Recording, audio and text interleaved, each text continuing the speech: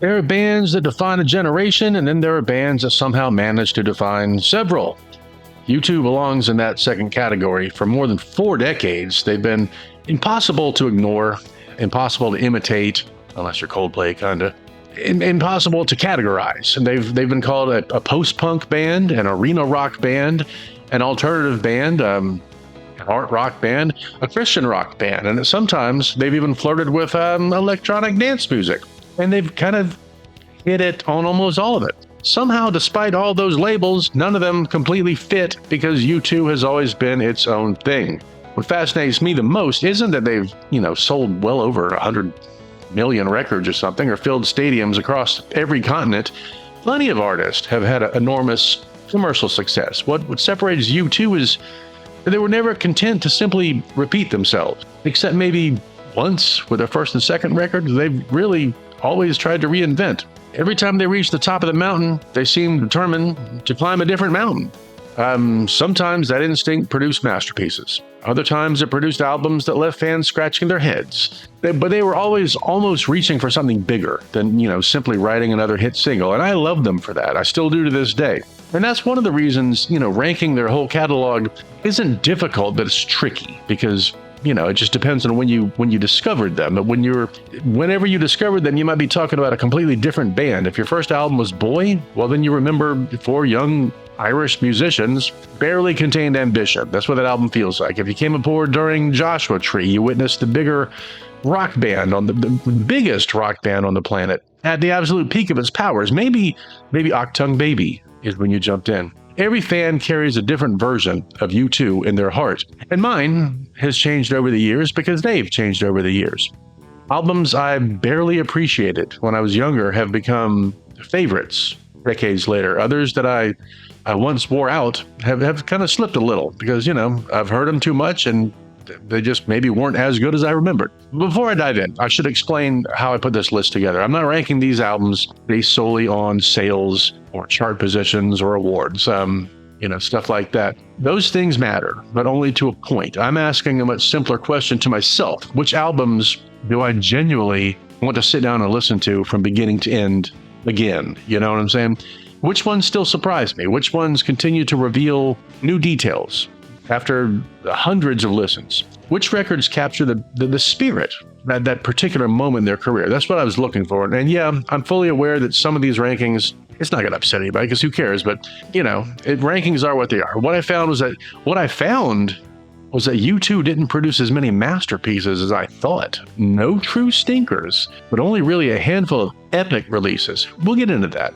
I've already accepted that somewhere out there, someone is preparing a 5-page letter or email on why pop deserves to be in the top 3, something like that. I get it. That's the beauty of U2. Unlike many of the legendary bands whose catalogs have a clear consensus, U2 kind of inspires debate, almost like they were designed to, because again, their stuff was never the same. So this isn't meant to be the final word. It's simply my word today, and I could change it later this year or later this week. With that said, let's begin at the bottom. Number 14, Songs of Experience from 2017. Easy pick. I get it. Whenever I revisit this album, I can't help thinking about what it could have been instead of what it actually became. This is perhaps the greatest frustration of this album. It's not offensive. It's not embarrassing. It isn't even bad. It's just simply safe. And safe has never been the adjective I'd want to use when describing U2. It's produced really well. Almost too well. This was supposed to be the companion piece to Songs of Innocence. Bono envisioned the 2 records almost as bookends, and I understand that. That's a little bit lame, but I understand it. One looking backwards through the eyes of youth, and the other, reflecting on life after mortality had suddenly become very real in the years leading up to its release. Bono experienced a serious bicycle accident that left him questioning his own future, and that makes sense. He's an older guy. And that sense of vulnerability should have provided fertile ground for some of the most personal songwriting of his career. At times, you can hear flashes of that deeper album struggling to emerge. Lights of Home, that's a pretty good song, carries genuine emotional weight, particularly in its sort of gospel-like arrangement. Love is bigger than anything in its way. It reaches for that uplifting anthem thing that they sometimes try to do, like on the newer single. I don't much care for it, but it's there. The little things that give you away is probably the hidden gem of the record, building patiently before, Edge delivers one of those guitar moments that remind you why he's one of the most distinctive players in rock history. I know a lot of it's effects. I get it. But dude still has to come up with the melodies and top marks for that. But too often the album feels, kind of caught between competing identities. One moment it's trying to be intimate. The next is chasing down contemporary pop problems. I get it. The result is a record that never really settles into a personality of its own. Previous U2 albums announced themselves immediately, like within seconds of hearing War, or The Joshua Tree, or Achtung Baby. You kind of knew exactly what you had entered. Songs of Experience never creates that sense of place, and for that reason, it's, dead last. Part of the problem lies in the production itself. Over the years, U2 became increasingly willing to polish their music until every edge had been sanded smooth.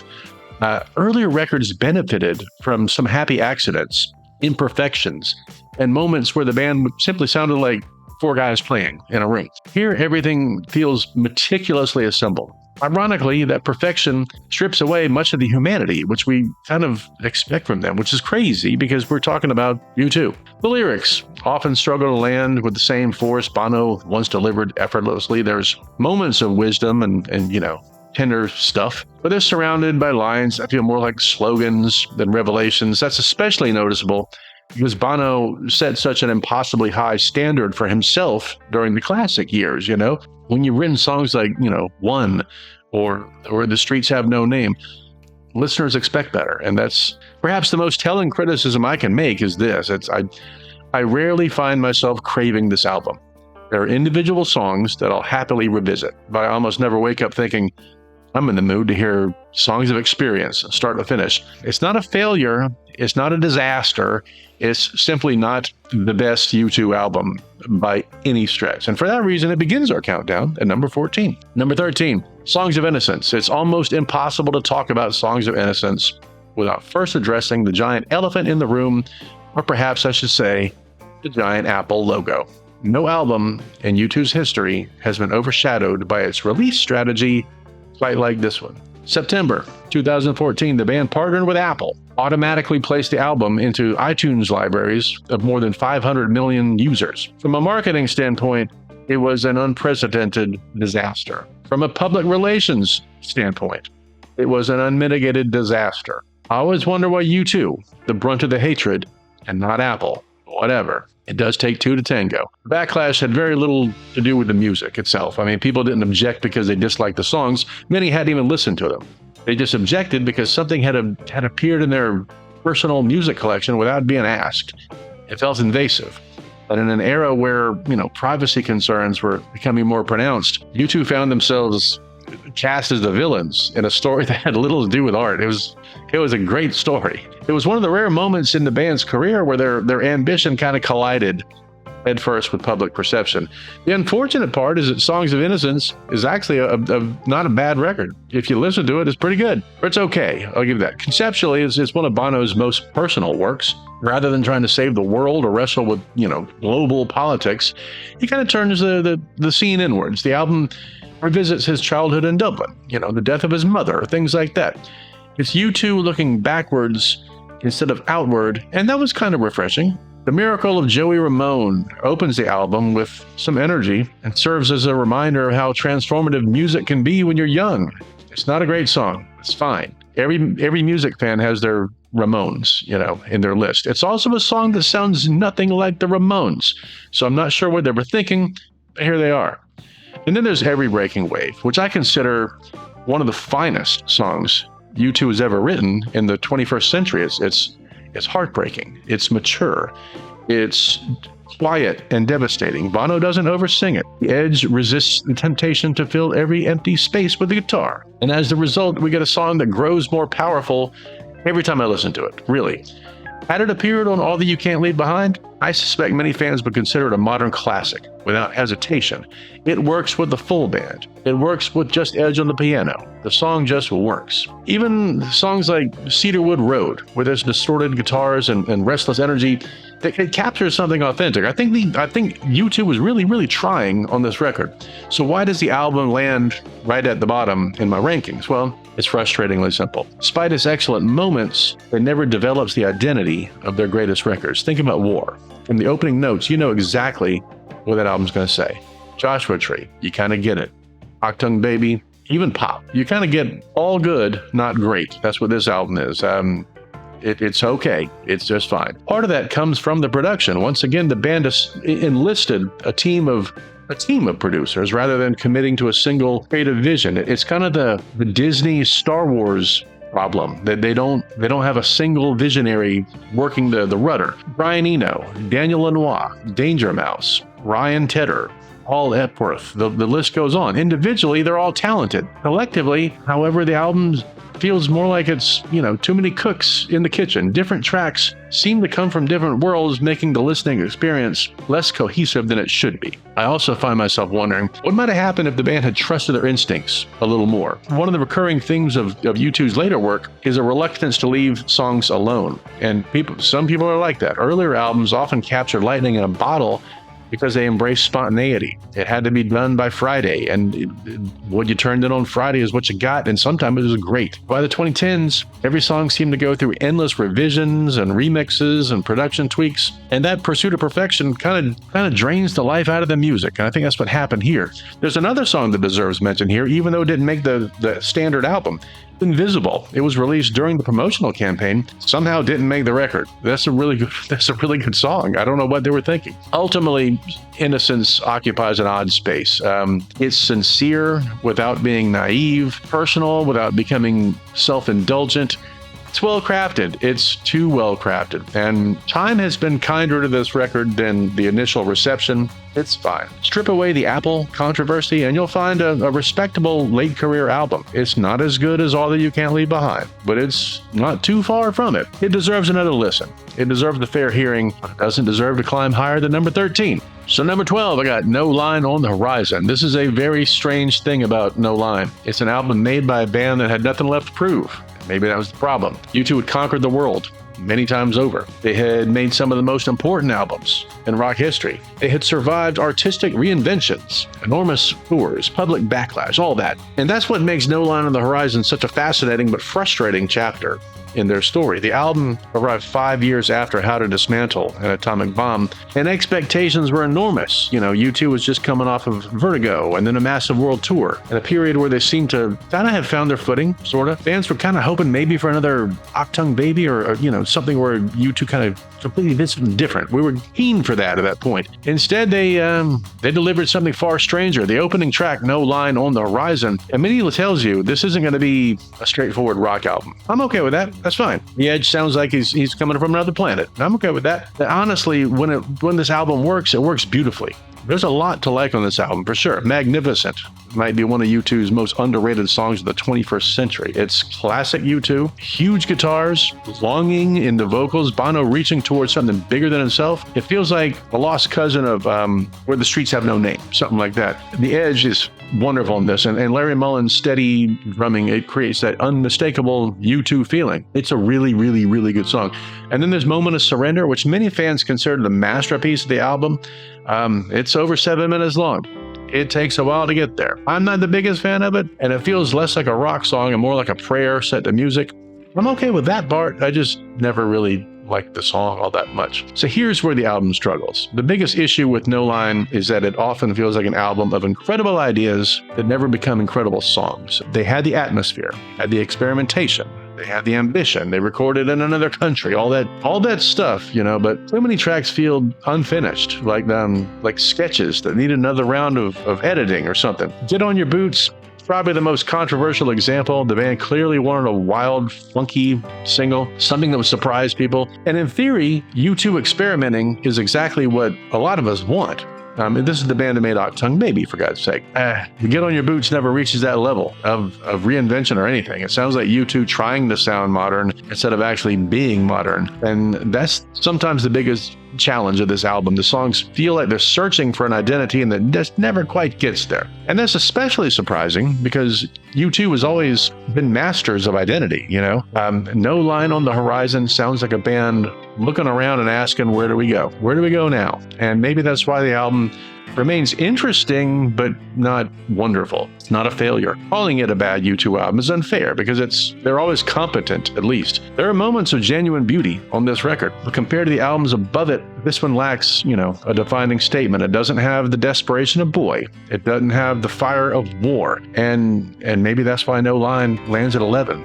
Not because it's bad. On this album, again, Magnificent is wonderful. No Line on the Horizon, I went back and listened to that song specific. That's not a bad song. I kind of like that.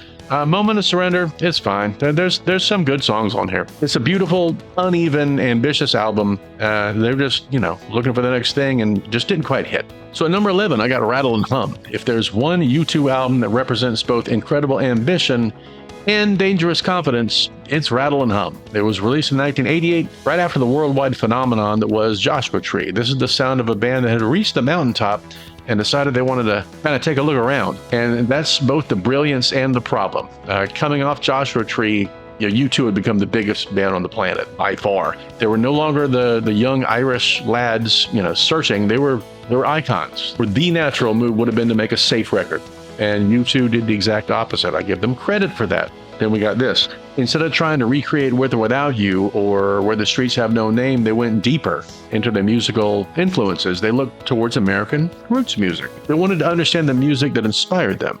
I give them total credit for that. When it works, it can be transformative. The result was part studio album, part live album, part documentary soundtrack, and part musical history lesson. And maybe that's why people still argue about it. The album opens with Helter Skelter, a live cover of the Beatles classic, and Bono famously introduces it with the line, "This is a song that Charles Manson stole from the Beatles. We're stealing it back." Right away, they're making a statement. They're just, they're not just a rock band. They're students of rock history all of a sudden. And then you get Van Diemen's Land. This one features The Edge on lead vocals, and I believe it's only The Edge singing and playing guitar. That's all there is to it. That's a good song. But the real centerpiece, of course, is Desire. That's one we all remember, and it's brilliant. Desire is one of the most unique songs, at least in their list of singles. It's built around a Bo Diddley-style rhythm, and it's energetic. It's completely different from anything they'd done before, and it became a massive hit. And that's kind of, been their history. Then Angel of Harlem is a tribute to jazz legend Billie Holiday, and I think that whole scene, it's a soulful track that shows U2 embracing musical traditions rather than simply borrowing from them. It's a better song than I think it gets credit for. This is a good one. And then you got When Love Comes to Town, B.B. King. What are you going to say? I mean, that brings together titans of music, one old, one young, and it's I don't listen to it a lot, but it's a neat song. The biggest criticism is that the album sometimes feels too self-important. After the universal praise of the Joshua Tree, some felt that U2 had started believing in their own mythology. The accompanying film only amplified that criticism, portraying the band as a larger-than-life act, exactly the moment when many listeners were starting to question rock stars who seemed too serious about their own importance. And, they kind of stepped right in that. And there's some truth to that. I saw it like 5 times in that theater. And every time Larry Mullen would say, "It's a musical journey," I would just cringe. But I kept going back to see it. So, I meant something. Dismissing Rattle and Hum would be a mistake. Cut this down to 10 or 11 songs and it'd be just fine. All I Want Is You. It lives on this record. And that's enough for me right there. But, it's not a weak album. It's just too weak too often, if that makes sense. The best tracks, obviously, Desire, All I Want Is You, Angel of Harlem. They're great. They're fantastic. It's okay. It's wonderfully fine. And for a summer, I enjoy it. At number 10, I got How to Dismantle an Atomic Bomb that came out in 2004. By this time, U2 had already lived several musical lifetimes, whatever. But they successfully returned to the mainstream with All That You Can't Leave Behind, one that it kind of brought them back to the forefront. So the question facing U2 in 2004 was a difficult one. How do you stay relevant when you've already kind of done everything? Well, the answer was to go back to basics. At least I think that's what they were going for. The title, How to Dismantle an Atomic Bomb, sounds like it should be some massive conceptual statement, but the album itself is actually much more straightforward. This is U2 stripping away some of the experimentation and focusing on guitars and stuff. In many ways, it's the band's attempt to reconnect to the energy of their younger days. It announces itself right out the gate with Vertigo. And, that by itself, it works. Vertigo became a massive hit, introduced U2 to a new generation, powered one of the biggest tours of their career. I get it. But Vertigo almost kind of feels like it's in disguise. It's fool's gold, trying to hold up the entire record, most of it anyways, because underneath that explosive opener, Atomic Bomb is actually, it's okay at best. The heart of the album, sometimes you can't make it on your own. I think this was their answer to REM's Everybody Hurts, but it just never worked for me. I think that's what they were trying to do. This is one of Bono's most personal songs. It deals with his complicated relationship with his father. The song is not just about grief, it's about regret and pride. And the difficult relationships that shape us. And I get that. And that's a wonderful sentiment to sing about. I just don't like the song. Bono has been known for, writing about humanity on a massive scale, but here he gets a little personal. I'm okay with that. And then there's City of Blinding Lights, which is one of my favorite U2 songs of the modern era. It's built around the edges, one of his most beautiful guitar patterns. The song captures a feeling that it really does kind of sound like Where the Streets Have No Name, if you think about it. It's classic U2 territory. Again, if you dump a bucket of cold water on them at midnight, this song would come out. It's right in their wheelhouse and something they could do in their sleep, but they don't keep it up over the full record. The song also became a major live favorite, especially during the Vertigo tour, where the band transformed it into a massive stadium anthem. And this is where we kind of have to talk about the limitations of Atomic Bomb. The album is excellent, sometimes, but it rarely surprises. And that matters when you're ranking U2. How to Dismantle an Atomic Bomb kind of sounds like a legendary band playing to its strengths, and there's nothing wrong with that, but compared to their greatest albums, it feels a little predictable. The production is unusually dry,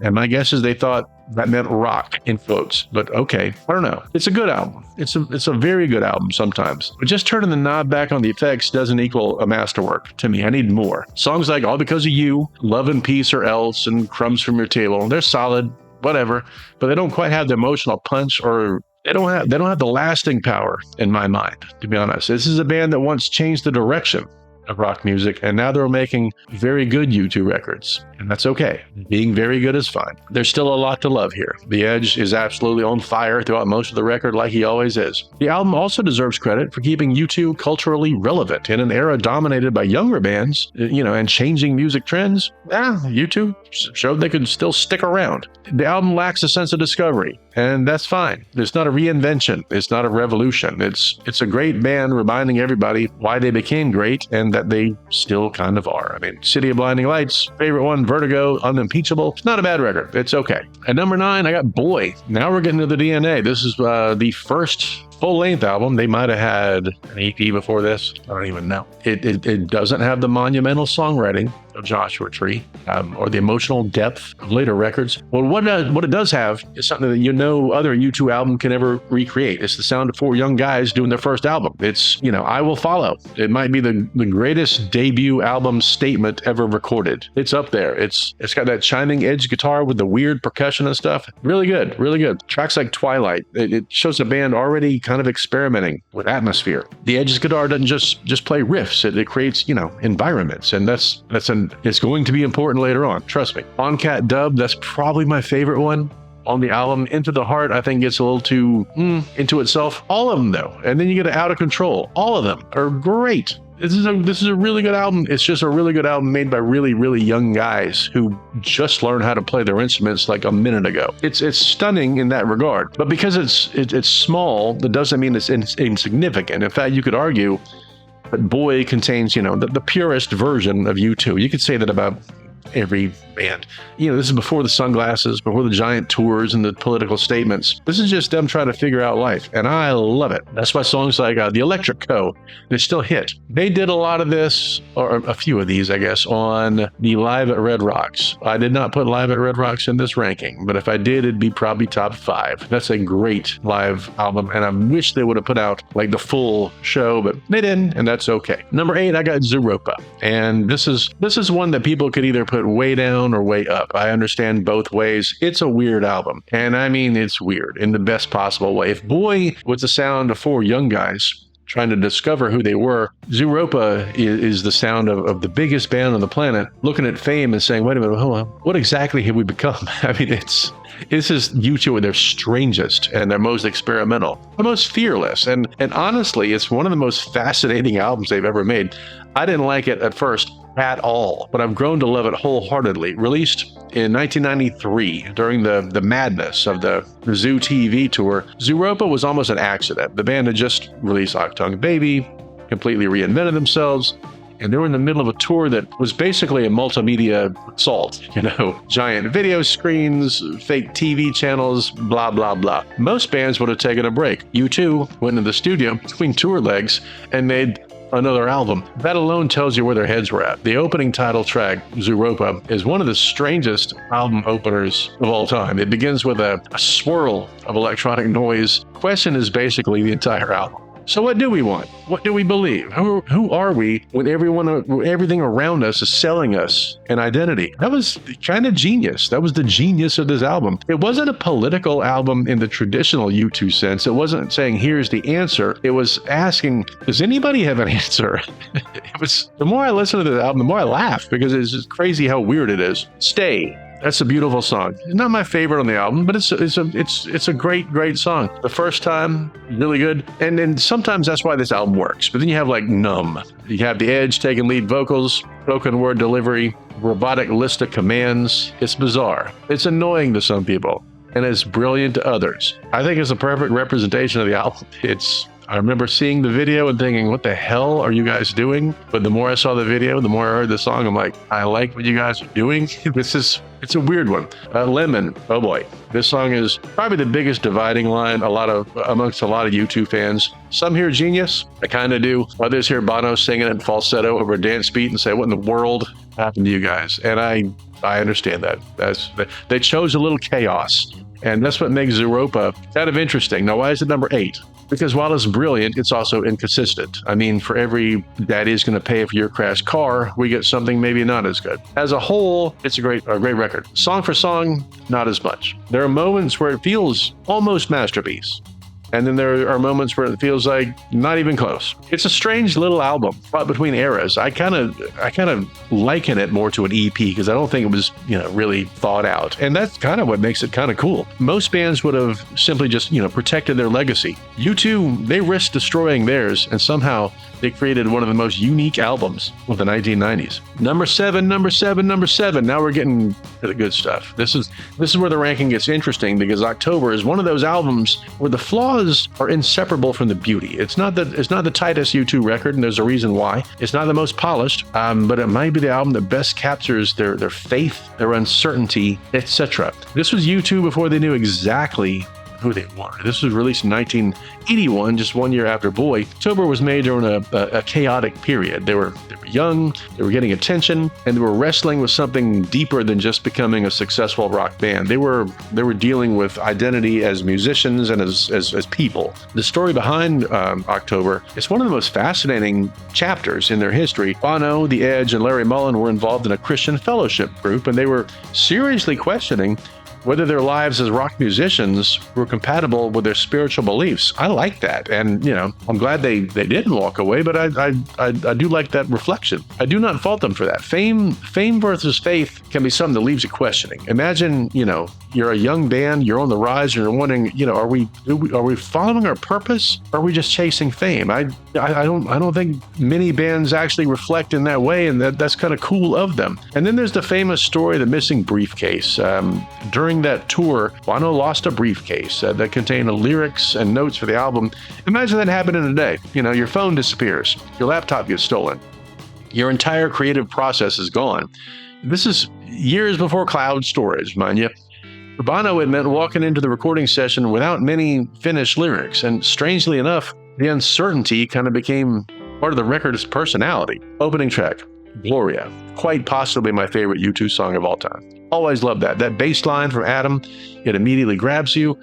And the song has, almost a church-like intensity, especially towards the end. Bono sings it partly in English, partly in Latin. He's not being subtle here, okay? They weren't hiding their spiritual influences. I thought that was fine. I was like, whatever. I Fall Down, that gives us another glimpse of the developing U2 formula. I threw a brick through a window. This thing is chock with really good songs. It's also chock with some that I don't ever go back to. So that's kind of part of the problem. It's not just atmosphere, but it's a lot of just atmosphere, if you know what I mean. The thing is, without October, there would be no war. coming after. There'd be no Unforgettable Fire. This would had to exist before the other ones, and that's okay. It's not their greatest album from a technical standpoint. It's not their most confident or consistent. But it's one of their most honest. I think it's fragile. It's imperfect, and I love it so much. All right, number 6, Pop. This album is better than a lot of you people act like. This album is actually pretty good. I love it sitting at number 6 because this is kind of where, the ranking gets cool. This is the album that divided fans. It confused critics and caused a lot of people to ask what the hell happened. Here's the thing. They didn't lose their mind with Pop. They kind of just followed their curiosity. And sometimes curiosity creates what looks like chaos, but is, upon further review, pretty good. But with Pop, they looked at the world in the late 1990s. MTV, advertising, celebrity culture, etc. And they said, let's make an album that sounds like how this world feels. Problem was they were running out of time, and that's the album's biggest issue. Literally, they ran out of time. The legendary story of Pop is that, U2 kept changing and remixing and all that, and the songs were not finished the way they had wanted them to be, and then they launched the massive Pop Mart tour almost immediately, before the album was done. Even Bono admitted that the timing was a mistake. You think. Underneath that rush production, it's a genuinely fascinating album that I think 80% of the time works. A discotheque, one of the boldest moves they ever made. The Edge's guitar sounds like a wasp or something. Imagine the biggest rock band in the world. The band, behind the Joshua Tree, opening an album with electronic dance rhythms and Bono singing about a discotheque. It's almost like U2 was daring their audience, you thought you knew us, think again. And, I like that. Do You Feel Loved continues that electronic groove. It's strange, it's seductive, and completely unlike a lot of U2 stuff. It is probably my favorite song of this album. Then you got Mofo. Boy, I don't even know how to explain that one. That's just a pretty good one. And we get to Staring at the Sun. This is where Pop reminds everyone that U2 never forgot how to write a great song. I mean, it's Bono's voice, it's Edge's beautiful guitar. It's a classic U2 song. It just happens to sit on this record, so a lot of people kind of diss it for that, but it's good. If God Will Send His Angels, it's gorgeous. It's quiet. It's about seeking answers. This is kind of their wheelhouse. Big questions, human struggles. I like it. It's U2 asking, why can't we learn? And unfortunately, that question still feels relevant, so many decades later. So why is it number 6? Well, because it's better than the others and worse than the ones ahead of it. It is brilliant, but it's also flawed. It feels incomplete. And I often wonder if they hadn't mentioned that, like in all the articles and stuff and interviews, would we have known it? I really don't know. That's fascinating to think about. Biggest criticism is that the album feels like it was almost finished. And again, good question. There are moments we can hear the masterpiece kind of hiding underneath. A few more months, maybe a little more editing, and it might have been completely different. But looking back now, it was kind of ahead of its time. I mean, the electronic dance textures, they sound a little dated now. I get it, but they were like everybody else trying something different. And they were trying to predict where culture was going, and they were closer than people realized. It's not a bad record. It's messy. It's ambitious. It's occasionally frustrating, but it's also fearless. And I like that about it. At number 5, I got All That You Can't Leave Behind from year 2000. At this point, we're no longer talking about good U2 albums. We're talking about albums that define generations, and each of these did. All That You Can't Leave Behind is one of the most fascinating chapters in the U2 story because it's the album where they kind of look back at everything they had become and decided to simplify, kind of. After the chaos of the 90s, the irony of Achtung Baby, futuristic experimentation of Zooropa and pop, they made a very deliberate choice. They decided to stop hiding behind the noise, kind of come back to the songs. I like that about it. That's fine. All That You Can't Leave Behind was almost a rebirth. The band had spent the previous decade tearing apart their image and then rebuilding it. They'd been ironic rock stars, multimedia artists, electronic experimenters, and now they just wanted to reconnect. The title itself says everything. All that you can't leave behind. The things that matter. The things that remain when the technology and stuff disappear. And that theme runs through the entire record. The opening track, Beautiful Day, might be one of the grandest comeback songs in rock history. It definitely is, no doubt. The funny thing is when you look at U2's catalog, Beautiful Day shouldn't have worked. This is a band famous for digging through the darkness and conflict and stuff. Then Bono's suddenly singing It's a Beautiful Day, and somehow it works because it doesn't feel naive at that point. I think I mentioned the new single, Street of Dreams. That one sounds a little naive. On this one, Beautiful Day does not. That's just a fact. It feels like someone who's seen darkness and chooses hope anyways. And that's a very different thing. The Edge's guitar is it's bright and shimmering. The bass drum sounds like a heartbeat, and I do not think that's by accident. The song basically announced, U2 is back. And you get stuck in a moment you can't get out of. This might be one of the most emotionally powerful songs Bono ever wrote. I'm not a huge fan of it. It's fine. It feels a little overdone in spots, but I understand the work and I appreciate it. It was written partly as a tribute to his friend Michael Hutchence of INXS after his death. And, the song is about trying to pull somebody out of despair. I get that, and I don't mind that. Walk On, massive U2 anthem. Originally connected to someone different, but the song became something bigger. It's about letting go of the weights that weigh you down in life and moving forward. If they never played this live again, I'd be okay with that. It's a pretty moving song. It just is. And, sometimes you have to leave things behind in order to survive. There's some beauty in that statement. You got Kite. This is where the album gets really personal. Kite is one of the songs that it grows in meaning over time. I think Bono wrote it particularly reflecting on his children growing up, and they realized that eventually you have to let people go. That makes the song hit harder as the years pass. It's not a song about a kite. Sorry. Not really anyways. It's about time and change. And so why is this only number 5? Well, it's because the album's above it to monsters, and that's the only reason. All That You Can't Leave Behind is an incredibly strong album. It's just not quite as revolutionary as Achtung Baby, and doesn't reinvent music the way Joshua Tree did. But it does have something incredibly rare, maturity. This is an older band making an album about perspective. They weren't trying to prove they were young. They weren't trying to shock anyone. They were just trying to be, as they said, reclaim the title of best band in the world. They did that. At number 4, I got Unforgettable Fire. All right. The top 4 U2 albums are not just great records. These are albums that changed the direction of one of the most important bands in rock history. I'll just say it. It's a transformation album. I had my mom take me to Charlestown Square Mall in North Charleston, and I bought it thinking it was going to be War Part 2. I thought it was going to be top to bottom Pride in the Name of Love.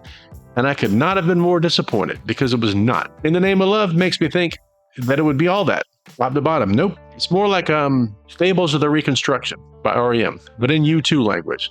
It's one that I find myself loving more as the years go on. This is the moment where U2 found the atmosphere, the mystery, found the right producers. If War was the sound of a young band standing in the streets shouting about injustice, well, Unforgettable Fire was the sound of that same band stepping back and saying, what's that all even mean? I love it more over the years for that.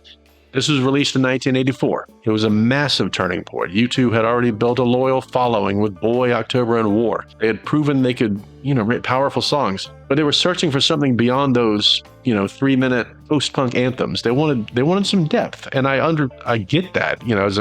As somebody who has watched artists all his life, I like that. When an artist tries to just get beyond selling something, that's kind of neat. The whole thing, partnership with Brian Eno and Daniel Lanois, that changed it all. I mean, they encouraged U2 to stop thinking like a traditional rock band, and that began with a sort of homecoming. What an opening track. It's better live, as we later hear on the Wide Awake in America EP. Same as Bad, but man, stunning song. It's different, like in every single way. And then, of course, you get Pride in the Name of Love. This is one that I kind of get sick of, only because I heard it too many times. But if I hadn't, if it wasn't great, I wouldn't have heard it that many times. So I have to live with that. Let's just say it. It's one of the greatest rock songs ever written.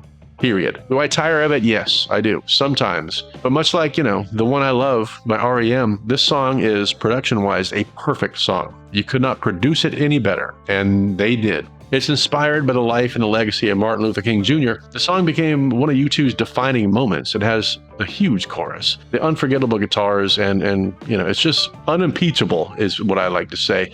It's a song that brought millions of people into the U2 world. But here's the thing, Unforgettable Fire. Nothing else on it sounds like Pride, and that's interesting on its own. It's swirling, the whole album. It's an emotional journey. I'm not sure how the Suits knew how to market this album, but U2 was kind of becoming bigger than what the Suits cared about, and that was great. And then you got Bad. Oh man, this is one of those songs where the studio version is great. It's fine. But the live version became legendary. It's a song about addiction and desperation, and then it doesn't make any apologies for that. It's not hiding anything.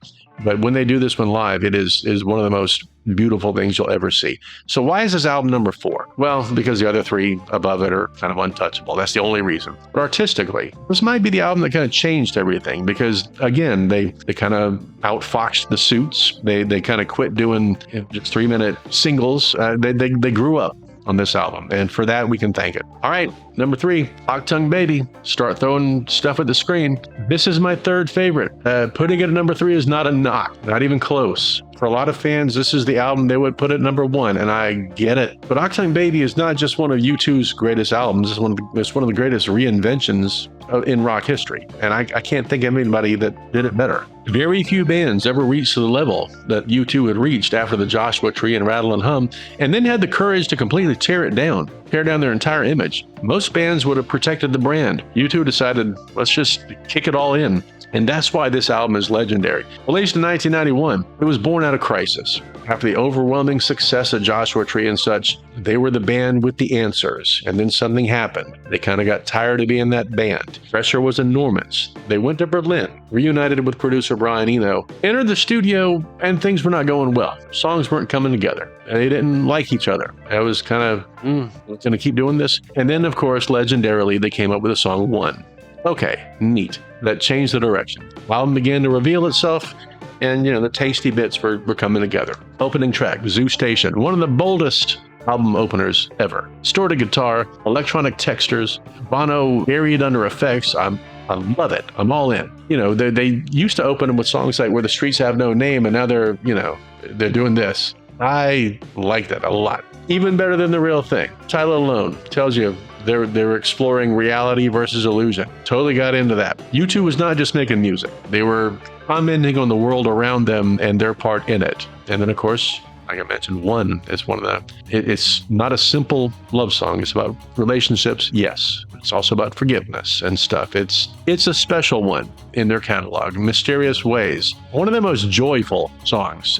This one doesn't really have any earth-shattering revelations in it. It's just fun. And I like that about it. It's proving that reinvention doesn't mean, losing that joy. And I dig that. The Fly, completely crazy.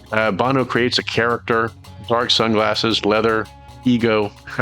I can only laugh. This is a funny album. And, Until the End of the World, Wild Horses, Love is Blindness. There's a lot on this record that's fantastic. I didn't like it when it first came out. Didn't like it at all. Took me about 12 to 13 listens until I thought, okay, I get the joke now. And it was a great joke. And this album is just top to bottom great. So why is it number 3? Well, it's because the 2 albums above it represent different kinds of greatness. And I think hit more often, maybe not more often, but just more personally to me. I'll never get sick of this record. It is a reinvention album that really, really worked. And it didn't feel cynical when they did it. Madonna, she was also always changing her persona. I think that was all, tested by the cultural polls or something. I don't know, but now I think U2 did it right. Number 2, we got War. I wanted this one to be number 1 so bad. I wanted it to, but I couldn't do it.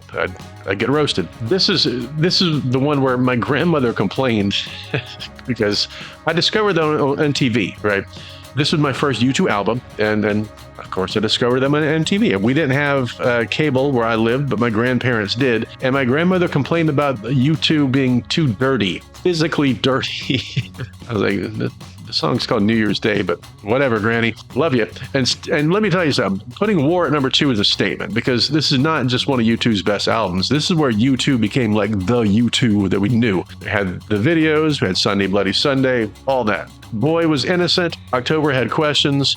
War is like, F this, we're coming in hard. It was released in 1983, and it does not feel that long ago, but that's when it came out. It was U2 finding its purpose, and the timing could not have been more powerful. In the early 80s was filled with Cold War, violence in Northern Ireland and stuff. U2 didn't ignore that. They confronted it like a boss. And I am the guy who says I don't like political songs. This album is like nothing but political songs that sound really dated lyrically, but they're fantastic. I love it. Sunday Bloody Sunday. Come on. It's one of the greatest opening songs in rock history. The martial drum beat from Larry Mullen. It sounds like soldiers marching. That's not by accident. But what what makes the song legendary is the message. Look at what violence does to people, because that's true. And New Year's Day, this is one that if they never played again on the radio or live, I'd be totally okay with. I liked it when I was younger. I don't like it so much now. I don't know why. And then you got songs like Refugee, which has that crazy percussion stuff going in the back. I missed that from them. Like, where it sounds like stuff they got out of the pantry. Too Hard Speed is probably one of my favorite songs. Very danceable track. I like it. And the closing track, 40, is one of the most beloved moments in the entire U2 catalog. It's simple. It's hopeful. How long to sing this song? And the answer is apparently forever. And that's totally fine. Why is it number 2? Because of number 1. And you know why. Number 1 is the Joshua Tree. This is the masterpiece. This is the crown jewel.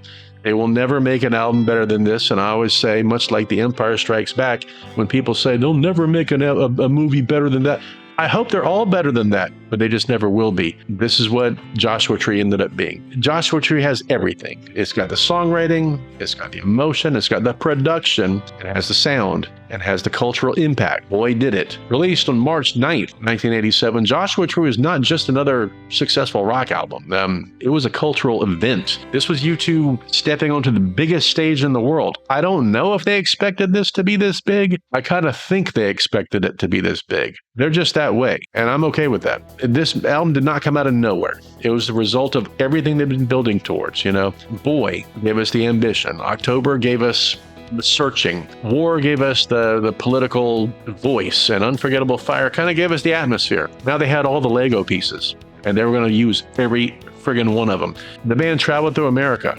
absorbing our music, our landscapes, our contradictions, and mythology. They weren't just fascinated by America. They were fascinated by the idea of America. And that's a different thing. The dream, the disappointment, all of it. And that's what makes Joshua Tree so powerful, because they blend all that. It's not a love letter to America. It's a more complicated relationship with America. It's not a bad thing. I'm a USA First guy. Pretty powerful deal. Maybe they expected more.